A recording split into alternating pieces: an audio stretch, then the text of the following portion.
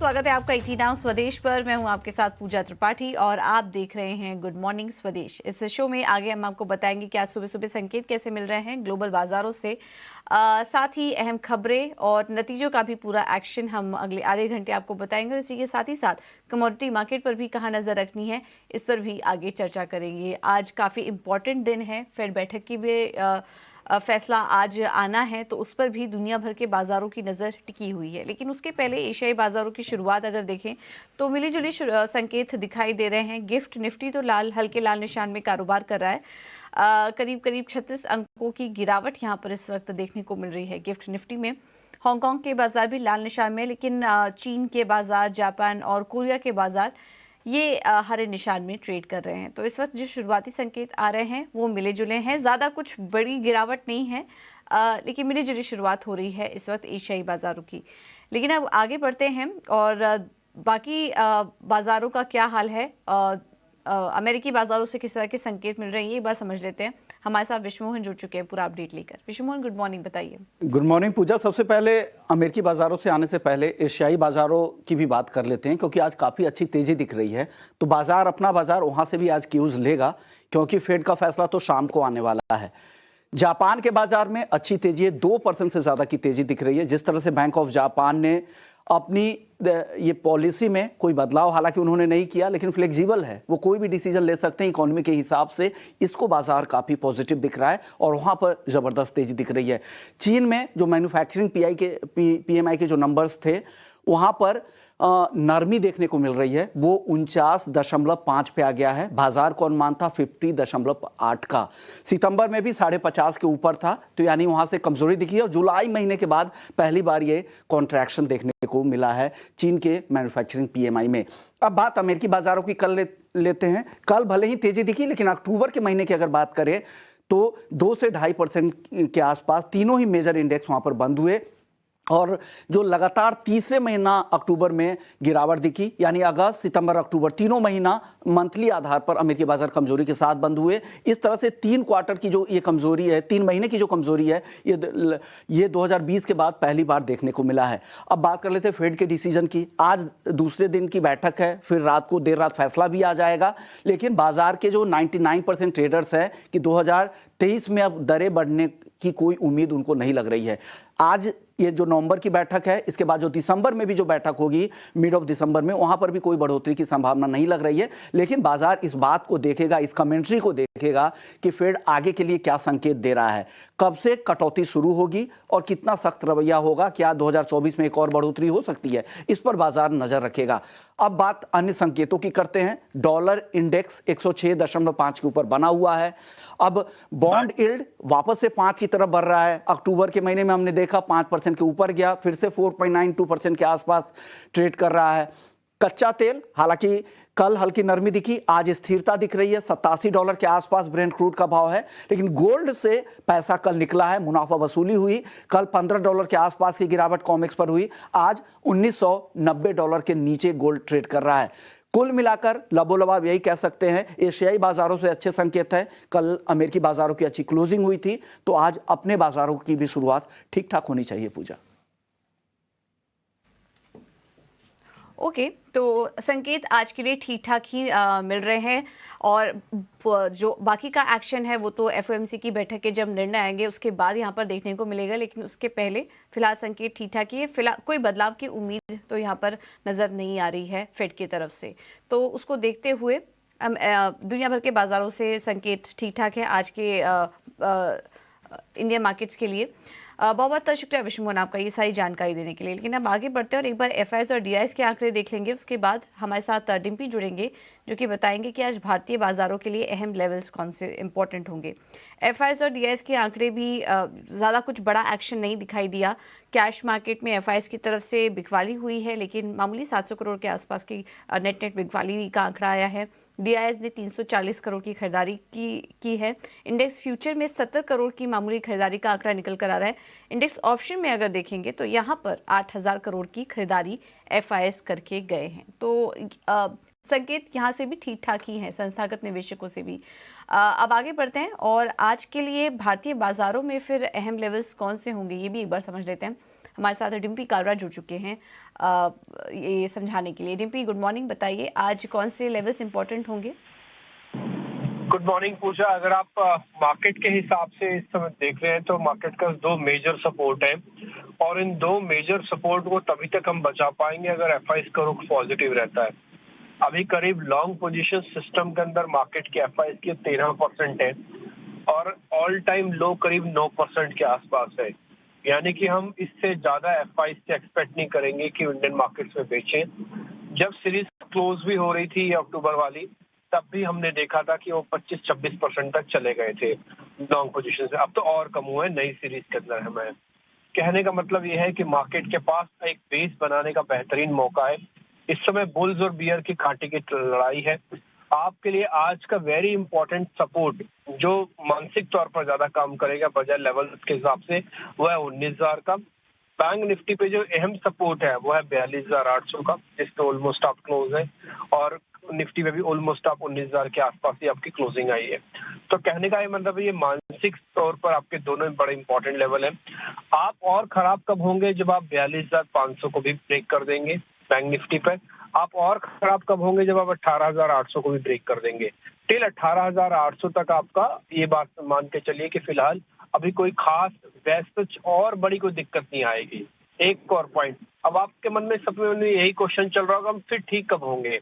हम कब बाजार के अंदर चलते हुए देखेंगे और कौन से लेवल ऐसे हैं जिससे पता लग जाएगा कि मार्केट ठीक हो रहा है? तो मैं आपको बताता हूँ, 19,300-400 वाली रेंज जब तक मार्केट पार नहीं करता, क्लोजिंग नहीं दिखाता, तब तक ठीक नहीं होंगे। बैंक निफ्टी के अंदर जब तक हम 43,300 या 500 वाली रेंज को पार नहीं करते, जो करीब करीब यहाँ से 700 पॉइंट है, तब तक अपने आप को फील गुड मत मानिएगा।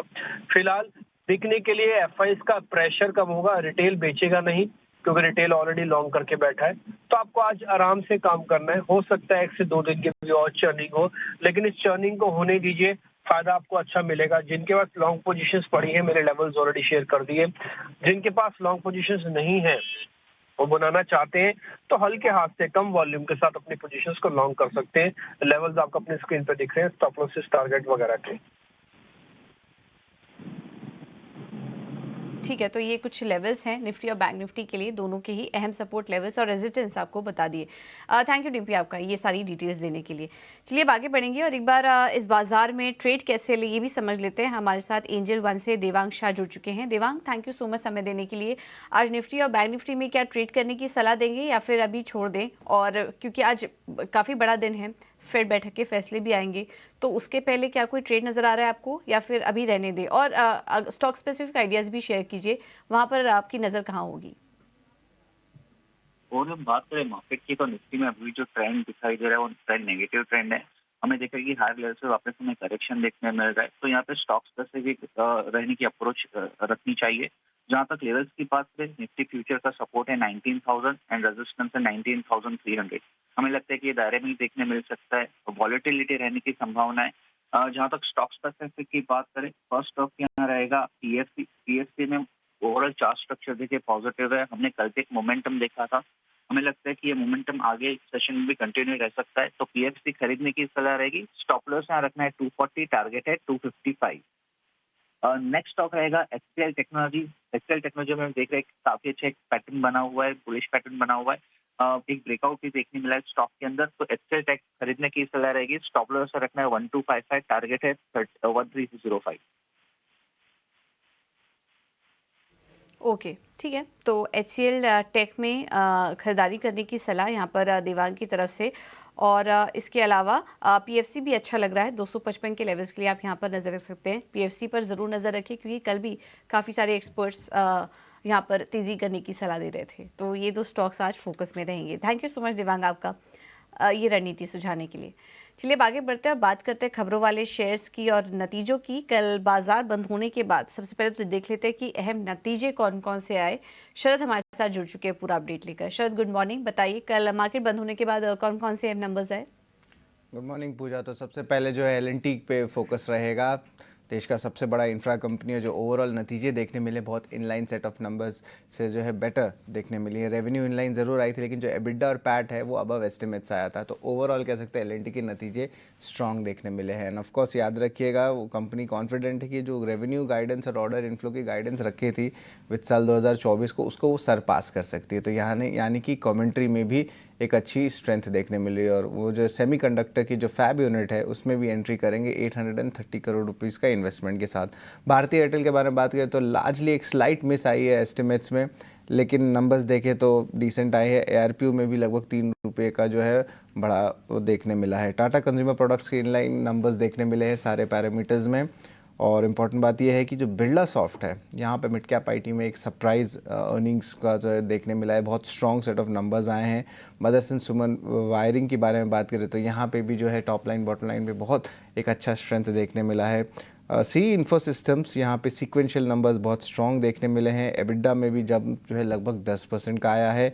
वहीं अगर पारादीप फॉस्फेट्स के बारे में बात करें तो कंपनी जो है कामकाजी लॉस से जो है चेंज करके कामकाजी मुनाफे में गई है। तो ये एक इम्पॉर्टेंट टर्न अराउंड आया है और स्टॉक ने बहुत अच्छा परफॉर्मेंस दिया है Q2 में। ग्रेविटा इंडिया की बात करें तो यहाँ पे मार्जिन्स में भी 180 बेसिस पॉइंट्स का जो है उछाल देखने मिला है। और अगर नवीन फ्लोराइन की बात करें तो यहाँ पे वीक सेट ऑफ नंबर्स देखने मिले हैं। एनालिस्ट एस्टिमेट से जो है कम नंबर्स देखने मिले हैं सेकंड क्वार्टर के लिए। और आखिर में मैनकाइंड फार्मा जो हाल ही में लिस्टेड हुई थी, largely inline set of numbers देखने मिली है, जहाँ पे पैट में लगभग 19% का इजाफा हुआ है। ओके, तो ये हैं कुछ अहम नतीजे जहां पर कि आपको नजर रखनी है। इनका असर आज दिन भर स्टॉक पर भी देखने को मिलेगा। शरद, इसके अलावा ये भी बताइए खबरों वाले शेयर्स कौन कौन से हैं? में जो है बहुत एक्शन देखने मिलेगा प्राइमरी मार्केट्स में। सबसे पहले जो मामा अर्थ होनासा कंज्यूमर्स, उनका दूसरा दिन है सब्सक्रिप्शन का, लेकिन जो पहले दिन की सब्सक्रिप्शन जो थी बहुत ल्यूक वार्म थी, सिर्फ 13% ही सब्सक्राइब हुआ है। इसके अलावा सेलो की जो थर्ड डे है आज सब्सक्रिप्शन का, दूसरे दिन तक जो सब्सक्रिप्शन पूरी भर चुकी है, ऑलमोस्ट 1.55 टाइम्स हो गया है। आज एक इम्पॉर्टेंट लिस्टिंग है ब्लू जेट हेल्थ केयर का। प्रीमियम का एक्सपेक्टेशन से लिस्टिंग का जो IPO प्राइस है वो 346 रुपीज़ पर शेयर था। जो टोटल सब्सक्रिप्शन हुई थी वो लगभग 8 गुना हुई थी। तो ये 3 जो आप कंपनीज़ हैं, इनको अपना IPO प्राइमरी मार्केट एक्शन के लिए अपने रडार में ज़रूर रखिएगा। लेकिन खबरों वाले शेयर्स पे भी फोकस करते हैं जो मार्केट आवर्स के बाद कल आए थे। यहाँ पे VIP इंडस्ट्रीज़ का कॉन कॉल हुआ था और यहाँ पे उन्होंने 2 इंपॉर्टेंट बयान दिए हैं। यहाँ पे वो बोल रहे हैं कि ग्रोथ जो है अगले 1 या 2 क्वार्टर में बढ़ने वाली है, क्योंकि नए प्रोडक्ट्स आने वाले हैं और जो प्रीमियमाइजेशन थीम होता है उस पर कंपनी फोकस करने वाली है। इसके अलावा प्रमोटर्स ने कहा कि उन्हें ऑफर्स अभी भी आ रहे हैं प्राइवेट इक्विटी फर्म से और अभी तक जो है सेल नहीं हुआ है, तो उस पर जो है ज़रूर देखिएगा। JSW एनर्जी की भी बात कर लेते हैं। यहाँ पे रेजिग्नेशन हो रही है। प्रशांत जैन की जो MD CEO है कंपनी के, अब वो अपने रेजिग्नेशन दे रहे हैं पर्सनल रीजंस को लेके और जनवरी तक जो है वो रहने वाले हैं बोर्ड पे। इथोस की बात करें तो QIP इशू लॉन्च हुई है। अब ये 175 करोड़ का QIP इशू लॉन्च है, जो फ्लोर प्राइस है ऑलमोस्ट 1547 का, यानी कि 6% डिस्काउंट पे अभी आ रहा है। अब ये कैपिटल रेस के लिए QIP इशू हो रही है। और आइनॉक्स विंड एनर्जी, कल इंपॉर्टेंट ब्लॉक डील्स भी देखने मिले थे, तो लगभग 800 करोड़ रुपए शेयर सेल के जरिए उन्होंने जुटाए हैं, जहाँ पे वो आप कह सकते हैं कि आइनॉक्स विंड एनर्जी ने 800 करोड़ के हैं, जहाँ पे उन्होंने आइनॉक्स विंड में जो है अपनी डील्स को बेची थी। लेकिन जो की बायर्स आइनॉक्स विंड में आए हैं वहाँ पे भी अच्छी अब्जॉर्प्शन आई है। वहाँ पे east bridge capital, ICICI prudential जैसे दिग्गज बड़े इंस्टीट्यूशनल इन्वेस्टर्स ने पोजीशन लिया है। पतंजलि फूड्स भी आज फोकस में रहने वाला है, क्योंकि जो ASM फ्रेमवर्क होता है, जो IBC वाली कंपनीज होती हैं जो रेजोल्यूशन प्रोसेस से, अब वो बाहर आ चुकी है। लुपिन की बात करें तो मंदीदीप जो फैसिलिटी है उनके यूनिट 2, उनको जो है EIR एक टाइप से इंस्पेक्शन रिपोर्ट होता है, USFDA द्वारा आया है, लेकिन कोई ऑब्जर्वेशंस नहीं आए हैं और नो एक्शन इनिशिएटेड। इसका मतलब कि कोई एडवर्स रिएक्शन जो है नहीं आया है इंस्पेक्शन रिपोर्ट में, यानी कि एक पॉजिटिव रिएक्शन जो है स्टॉक में देखने मिल सकता है। और आखिर में SBI कार्ड्स भी फोकस में रहेगा, जिन्होंने रिलायंस रिटेल के साथ करार किया है। अब एक न्यूली लॉन्च क्रेडिट कार्ड होगा जो रिलायंस SBI कार्ड के ऊपर होगा। तो इन सारे स्टॉक्स को है दिन के ट्रेड में आप ज़रूर फॉलो करिए। बिल्कुल, बहुत बहुत शुक्रिया शरद आपका ये सारी जानकारी देने के लिए। तो ये कुछ स्टॉक्स हैं, खबरों वाले शेयर्स हैं, जहां पर कि आज दिन भर नजर रहेगी। बात करते हैं कुछ टॉप ट्रेडिंग आइडियाज़ की। अभी हमारे साथ थोड़ी देर पहले देवांग जुड़े थे, जिनको कि पीएफसी और एचसीएल टेक अच्छा लग रहा था खरीदारी करने के लिहाज से। और आज भी ज़्यादातर जो स्टॉक्स हैं वहाँ पर खरीदारी की ही राय आ रही है। 5 पैसा कैपिटल की तरफ से जो कॉल्स हमें मिल रहे हैं उसमें उनकी तरफ से भी एचसीएल टेक में वो खरीदारी करने की सलाह दे रहे हैं 1340 के टारगेट्स के लिए। और दूसरा स्टॉक है सीडीएसएल, यहाँ पर भी हमने कल काफ़ी अच्छी बाइंग देखी थी। तेज़ी आज भी कंटिन्यू रह सकती है स्टॉक में। टारगेट होगा 1520 का, स्टॉप लॉस लगाइए 1416 का। अब आगे बढ़ते हैं और कोटक सिक्योरिटीज़ की तरफ से जो कॉल्स आ रही है उसमें पहला है हैवेल्स। यहाँ पर बिकवाली करने की सलाह उनकी तरफ से 1175 के होंगे टारगेट, स्टॉप लॉस है 1280 का। और एलआईसी हाउसिंग फाइनेंस में भी तेज़ी करने की सलाह 575 का होगा टारगेट, स्टॉप लॉस सुझा रहे हैं 453 का। निर्मल बाग ने अपने दोनों ही कॉल्स में तेज़ी करने की सलाह दी है। कोलगेट पाल्मोलिव यहाँ पर आप बाइंग करके चल सकते हैं 2140 के लक्ष्य के लिए, स्टॉप लॉस होगा 2085 का। और इसके अलावा परसिस्टेंट सिस्टम्स में भी खरीदारी करने की सलाह है 6240 के लक्ष्य के लिए, स्टॉप लॉस है 6100 का। तो अगर हैवेल्स को छोड़ दें जिसमें कि बिकवाली करने की राय आ रही है, बाकी सभी स्टॉक्स में आज तेज़ी करने की सलाह है, खास करके एचसीएल टेक जैसे स्टॉक पर आज आप नजर रखिए। चलिए अब आगे बढ़ेंगे और बात करते हैं कमोडिटी मार्केट की और वहां पर क्या रणनीति बनाए आज के लिए। हमारे साथ केडिया कमोडिटीज के अजय केडिया जुड़ चुके हैं पूरा अपडेट लेकर। Ajay, thank you so much ET now स्वदेश को समय देने के लिए। सबसे पहले तो सोने चांदी से शुरुआत करेंगे। फेड बैठक की पहले हम देख रहे हैं कि हल्की नरमी है, क्या खरीदारी के मौके दिखाई दे रहे हैं इस वक्त आपको? Very good morning. डेफिनेटली अगर सोने चांदी की बात करें तो पिछले 2 दिन से मार्केट एक सीमित दायरे में ट्रेड करता हुआ दिखाई दिया, क्योंकि बड़ा दिन है आज जहां पे हम देखेंगे फेड रिजर्व मॉनेटरी पॉलिसी के अनाउंसमेंट आने हैं। जिस दिन से हम देख रहे हैं या मार्केट में एक्सपेक्टेशन है कि इंटरेस्ट रेट में कोई चेंज नहीं होने वाला है। और आगे भी बताया जा रहा है कि 97% चांसेस है कि अभी तो अनचेंज है, बट आगे जाके हो सकता है 0.25 की बात आ जाए। तो आज का जो हॉकी स्टेटमेंट रहेगा वो काफी इंपॉर्टेंट है। तो पिछले 2-3 दिनों में हमने देखा वॉर में भी कोई ज्यादा अपडेट्स नहीं आए, जिसके चलते कल हमने लेट आवर्स में एक प्रॉफिट बुकिंग आती हुई देखी है। और आज डेटा पॉइंट फेड की अपडेट से पहले मुझे लगता है मार्केट में करेक्शन कंटिन्यू रह सकता है। इसको देखते हुए 61,000 पे सोना दिसंबर वायदा बेचना है 61,240 के स्टॉप लॉस से।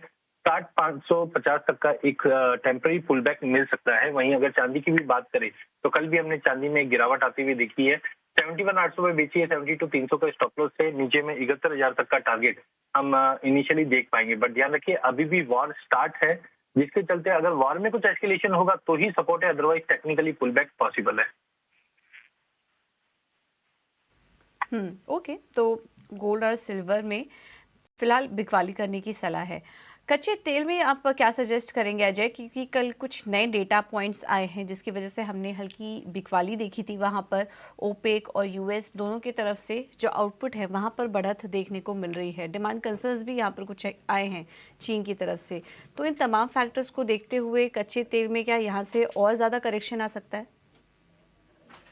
मुझे लगता है भैया ये 11% का लगभग हमने अक्टूबर मंथ में फॉल आते हुए देखा। देखिए एनर्जी डिमांड को लेके कंसर्न्स अभी बने हुए। चाइना से हमने जो नंबर्स आते हुए देखे काफी डिसअपॉइंटिंग है।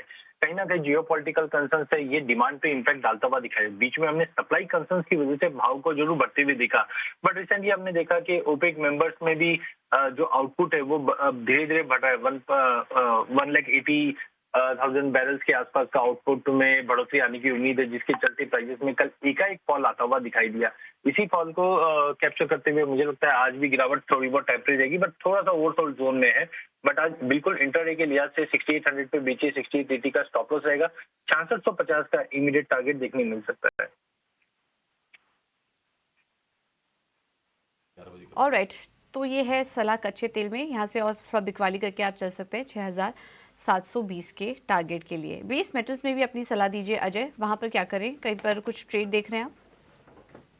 हाँ बिल्कुल, अगर हम डेटा पॉइंट की अगर बात करें तो चाइना से बिल्कुल खराब डेटा आते हुए देखे, उसके बावजूद हमने देखा कल के सेशन में 2 दिन से कॉपर और जिंक ये दोनों ही सपोर्टेड थे थोड़ी बहुत। तो मुझे लगता है जिस दिन से डॉलर में गिरावट है और डॉलर में स्टेबिलिटी है फेड की मीट से पहले, तो थोड़ा बहुत कॉपर और जिंक को अभी भी सपोर्ट मिलता हुआ दिखाई दे रहा है, क्योंकि जो खराब डेटा थे वो ऑलमोस्ट डिस्काउंट हो गए। उसी को देखते हुए 704 पे नवंबर वायदा कॉपर का लेना चाहिए, 700 के स्टॉप लॉस है, लिमिटेड अपसाइड है, बट 709 से 712 का लेवल कॉपर में मिल जाएगा। वहीं जिंक में मल्टीपल ऑफ टाइम हमने देखा 218 से 222 के रेंज में ही है, तो इसी रेंज को पकड़ते हुए 218 पे लीजिए, 216.50 का स्टॉप लॉस रखिए, 220.50 से 222 तक का लेवल दिखा सकता है।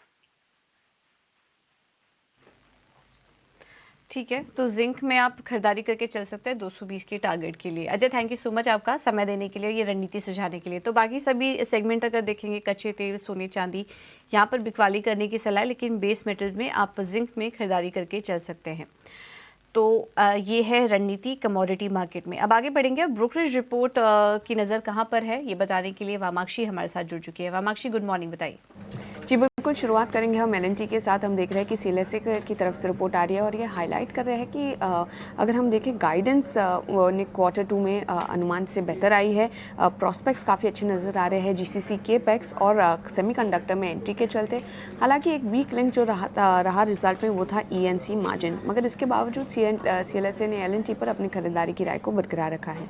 एयरटेल पर सीएलएसए का कहना है कि क्वार्टर 2 में कंपनी का highest ever postpaid subscriber gains company ने रिपोर्ट किया है। होम ब्रॉडबैंड और एंटरप्राइज बिजनेसेस में भी काफ़ी अच्छी ग्रोथ नजर आ रही है और इसी के चलते सीएलएसए ने एयरटेल पर अपनी खरीदारी की राय को बरकरार रखे अपना टारगेट प्राइस बढ़ाया है। जीएसपीएल पर सीएलएसए की तरफ से अंडर परफॉर्म की राय आ रही है और मॉर्गन स्टैनली की तरफ से अंडरवेट की राय आ रही है। लार्जली ब्रोकरेजेस हाईलाइट कर रहे हैं कि क्वार्टर 2 के नतीजे अनुमान से कमज़ोर ज़रूर रिपोर्ट किए हैं। एक्सपेंशन प्लान्स भी कंपनी के डिले हो गए हैं, मार्जिन प्रेशर नज़र आया है और ओवरऑल ये जो प्रेशर है वो आगे भी बना रह सकता है रॉ मटेरियल प्राइसेस में बढ़ोतरी की वजह से। इसके अलावा डीएलएफ पर भी फोकस करेंगे। जेफरीज का कहना है कि क्वार्टर 2 से काफ़ी अच्छी उम्मीद की जा रही है डीएलएफ के लिए, काफ़ी नए लॉन्चेस प्लान्ड है और इसी के चलते पॉजिटिवली कंपनी सरप्राइज कर पाएगी। ऑफिस लीजिंग में जहाँ पर हालांकि थोड़ा सा दबाव नजर आ रहा था पहले, अब यहाँ पर भी काफ़ी अच्छा ट्रैक्शन नजर आ रहा है, तो इसी के चलते जेफरीज ने डीएलएफ पर अपनी खरीदारी की राय को बरकरार रखे टारगेट प्राइस बढ़ाया है। गेल पर सीएलएसए का कहना है कि काफ़ी मजबूत बीट नजर आया है गैस ट्रेडिंग को लेकर, रोबस्ट ग्रोथ नजर आया है ट्रांसमिशन वॉल्यूम में और गैस ट्रेडिंग की जो गाइडेंस है ये उन्होंने बढ़ाई है, तो इसी के चलते सीएलएसए ने गेल पर अपनी खरीदारी की राय को बरकरार रखा है। बीएएल पर जेफरीज का कहना है कि आउटलुक को लेकर मैनेजमेंट काफ़ी ऑप्टिमिस्टिक नजर आई है। ओवरऑल FY 24 से 26 तक डबल डिजिट ग्रोथ नजर आ सकती है रेवेन्यू में और मार्जिन स्ट्रेंथ भी कॉन्फिडेंस देता है कि प्रॉफिटेबिलिटी सस्टेन होते हुए नजर आएगी, जिसके चलते जेफरीज ने बीएल पर अपनी खरीदारी की राय को बरकरार रखा है। स्टार हेल्थ पर सीएलएसए का कहना है कि मॉनसून डिजीज के जो इंसिडेंसेस थे वो बढ़ते हुए नजर आ रहे हैं, जिसके चलते FY 24 का लॉस रेशियो एस्टिमेट उन्होंने बढ़ाया है। रिटेल प्रीमियम ग्रोथ 20% FY 24 के लिए एक्सपेक्ट कर रहे हैं और ओवरऑल सीएलएसए ने स्टार हेल्थ पर खरीदारी की राय को बरकरार रखा है। इसके अलावा टाटा कंज्यूमर पर फोकस करेंगे। नोम्यूरा का कहना है कि भारतीय बेवरेज ग्रोथ में कंपनी ने काफ़ी अच्छा प्रदर्शन किया है। सॉल्ट बिजनेस भी काफ़ी मजबूत रहा है और इसी के चलते खरीदारी की राय उन्होंने बरकरार रखी है। और आखिर में हम फोकस करेंगे सीजी कंज्यूमर पर। HSBC का कहना है कि बटरफ्लाई गांधीमती के साथ मर्जर प्लान्स में एक सेटबैक मिला है, इसका इम्पैक्ट रेवेन्यू और कॉस्ट सिनर्जीज पर आएगा, मगर इसके बावजूद खरीदारी की राय उनकी तरफ से आ रही है। ओके, थैंक यू वामाक्षी आपका ये सारी जानकारी देने के लिए।